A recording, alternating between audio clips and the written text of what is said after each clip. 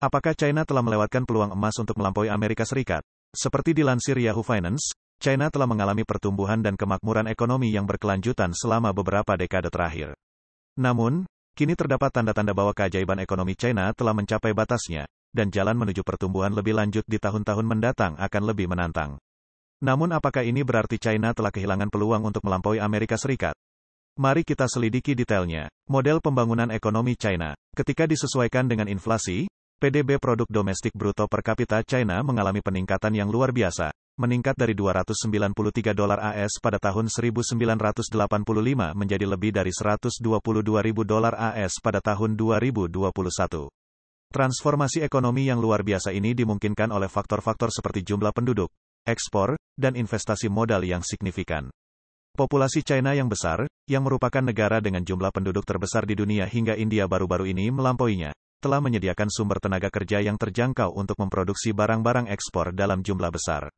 Pada saat yang sama, pemerintah telah melakukan investasi besar di bidang infrastruktur untuk mendukung model pertumbuhan berorientasi ekspor dan meningkatkan standar hidup. Namun, dalam beberapa tahun terakhir, fokus perekonomian China telah bergeser dari pendekatan yang didorong oleh ekspor menjadi pendekatan yang berpusat pada konsumsi dan utang. Transisi ini mempunyai risiko tersendiri. Masih ada perjuangan berat di depan. Ketegangan perdagangan China dengan Amerika Serikat baru-baru ini, yang dimulai pada pemerintahan sebelumnya dan terus berlanjut di bawah kepemimpinan Presiden Joe Biden, telah mengganggu hubungan dagang penting yang telah menjadi landasan keajaiban ekonomi selama kurang lebih 40 tahun terakhir.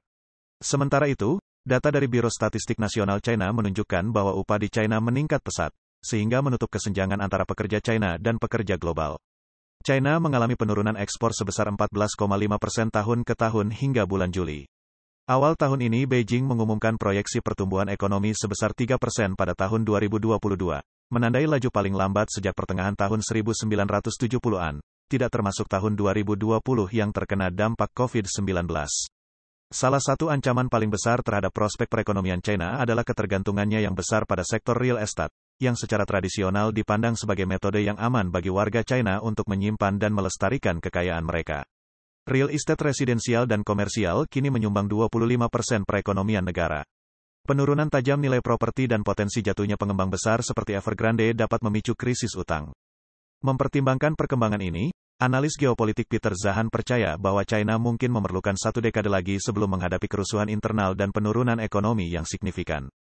Implikasi global pertumbuhan ekonomi China selama beberapa dekade terakhir telah memberinya pengaruh geopolitik yang besar, dan penurunannya akan berdampak pada wilayah lain di dunia. Hal ini menunjukkan bahwa pergeseran pembiayaan perdagangan dan geopolitik yang berpusat di Amerika Serikat mungkin melampaui ekspektasi awal. Amerika Serikat memiliki PDB per kapita sebesar $75.269 AS, hampir 6 kali lipat PDB China. Perekonomian baru-baru ini tumbuh sebesar 2,1% pada kuartal terakhir, dengan proyeksi stabilitas hingga tahun 2033. Dolar AS terus mendominasi perdagangan dan bisnis internasional, sementara aktivitas ekonomi China menyumbang 12,4% dari output perekonomian global. Memprediksi masa depan perekonomian AS atau China merupakan sebuah tantangan karena potensi dampak perubahan geopolitik yang tiba-tiba atau kemajuan teknologi yang inovatif. China memang mempunyai peluang untuk mengungguli pesaing utamanya, namun, sejalan dengan perakiraan yang ada, prospek ini nampaknya tidak mungkin terjadi.